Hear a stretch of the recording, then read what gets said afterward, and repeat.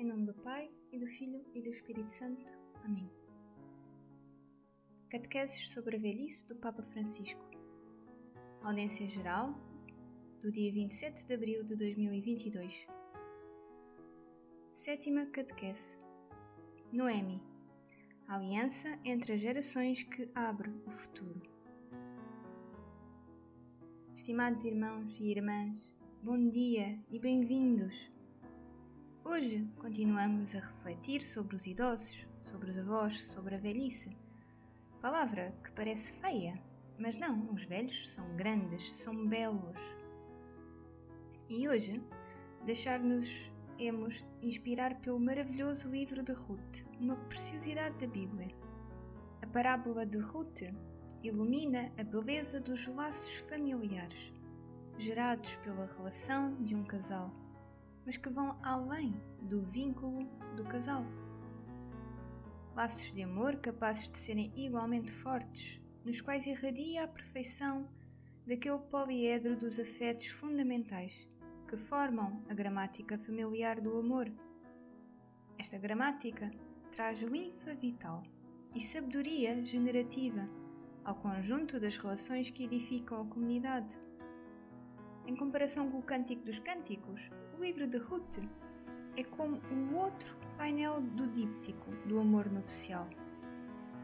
Tão importante como essencial, celebra o poder e a poesia que devem habitar os laços de geração, de parentesco, dedicação e fidelidade que envolvem toda a constelação familiar e que se tornam até capazes, nas conjunturas dramáticas da vida de um casal, de conferir uma força de amor inimaginável, capaz de relançar a esperança e o futuro. Sabemos que os clichés sobre os laços de parentesco, criados pelo casamento, sobretudo o da sogra, aquele vínculo entre sogra e nora, falam contra esta perspectiva. Mas, precisamente por esta razão, a palavra de Deus torna-se preciosa. A inspiração da fé pode abrir um horizonte de testemunho que vai contra os preconceitos mais comuns, um horizonte que é precioso para toda a comunidade humana. Convido-vos a redescobrir o livro de Ruth, especialmente na meditação sobre o amor e na catequese sobre família. Este pequeno livro contém, também, um valioso ensinamento sobre a aliança das gerações, onde a juventude se mostra capaz de dar um novo entusiasmo à idade madura, e isto é essencial, quando a juventude restitui entusiasmo aos idosos, onde a velhice se mostra capaz de reabrir o futuro para a juventude ferida. No início, a idosa Noemi, embora movida pelo afeto das noras, viúvas dos seus 2 filhos, é pessimista quanto ao seu destino num povo que não é o seu. Por consequente, ela encoraja afetuosamente as jovens viúvas a regressarem às suas famílias para reconstruírem a vida. Aquelas viúvas eram jovens. Ela diz: "Não posso fazer nada por vós." Isto já parece ser um ato de amor. A idosa, sem marido nem filhos, insiste para que as suas noras a abandonem. No entanto, é também uma espécie de resignação. Não há futuro possível para as viúvas estrangeiras, privadas da proteção dos seus maridos.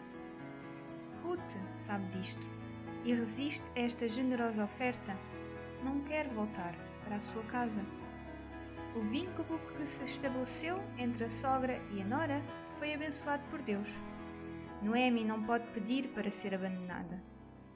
Inicialmente, Noemi parece mais resignada do que feliz com esta oferta. Talvez ela pense que este estranho vínculo aumentará o risco para ambas. Em certos casos, a tendência do idoso ao pessimismo precisa de ser contrastada pela pressão afetuosa dos jovens. De facto, Noemi, comovida pela dedicação de Ruth, sairá do seu pessimismo e até tomará a iniciativa, abrindo um novo futuro para Ruth. Ela instrui e encoraja Ruth, a viúva do seu filho, a conquistar um novo marido em Israel. Boaz, o candidato, mostra a sua nobreza, defendendo Ruth dos homens seus empregados. Infelizmente, este é um risco que também se verifica hoje. O novo matrimónio de Ruth é celebrado e os mundos são de novo pacificados. As mulheres de Israel dizem a Noemi que Ruth, a estrangeira, vale mais do que 7 filhos e que o matrimónio será uma bênção do Senhor. Noemi, que estava cheia de amargura e dizia até que o seu nome era amargura, na sua velhice conhecerá a alegria de desempenhar um papel na geração de um novo nascimento. Vede quantos milagres acompanham a conversão desta idosa. Ela converte-se ao compromisso de se tornar disponível, com amor, para o futuro de uma geração ferida pela perda e em risco de abandono. As frentes de recomposição são as mesmas que, de acordo com as probabilidades desenhadas pelos preconceitos do senso comum, deveriam gerar fraturas insuperáveis. Em vez disso, a fé e o amor permitem que sejam superados. A sogra supera o ciúme do próprio filho, amando o novo vínculo de Ruth. As mulheres de Israel superam a desconfiança em relação ao estrangeiro. E se as mulheres o fizerem, todos o farão. A vulnerabilidade da jovem sozinha perante o poder do homem reconcilia-se com uma relação cheia de amor e de respeito. Tudo porque a jovem Ruth se obstinou a ser fiel a um vínculo exposto a preconceitos étnicos e religiosos. E retomo o que disse no início. Hoje, a sogra é uma personagem mítica. A sogra, não digo que pensamos nela como o diabo, mas pensamos sempre nela como uma figura má. Mas a sogra é a mãe do teu marido. É a mãe da tua esposa.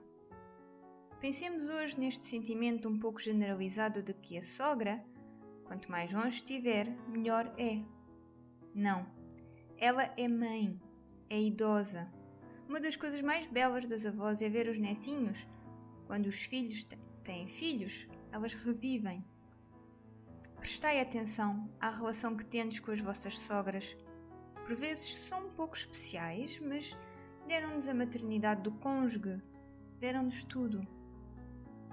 Pelo menos é preciso fazê-las felizes, a fim de que levem em frente a sua velhice com felicidade. E se tiverem algum defeito, devemos ajudá-las a corrigir-se. Também a vós, sogras, digo-vos, cuidado com a língua, porque a língua é um dos pecados mais terríveis das sogras. Cuidado! E Ruth, neste livro, aceita a sogra, fazendo-a reviver, e a idosa Noemi toma a iniciativa de reabrir o futuro para Ruth, em vez de apenas desfrutar do seu apoio. Se os jovens se abrirem à gratidão pelo que receberam e os idosos tomarem a iniciativa de relançar o seu futuro, nada pode impedir o florescimento das bênçãos de Deus entre os povos. Por favor, que os jovens falem com os avós, que os jovens falem com os idosos falem com os jovens. Devemos restabelecer esta ponte com vigor. Nela há uma corrente de salvação, de felicidade. Que o Senhor nos ajude, fazendo isto, a crescer em harmonia nas famílias, aquela harmonia construtiva que vai dos idosos aos mais jovens, aquela ponte positiva que devemos preservar e conservar. Papa Francisco.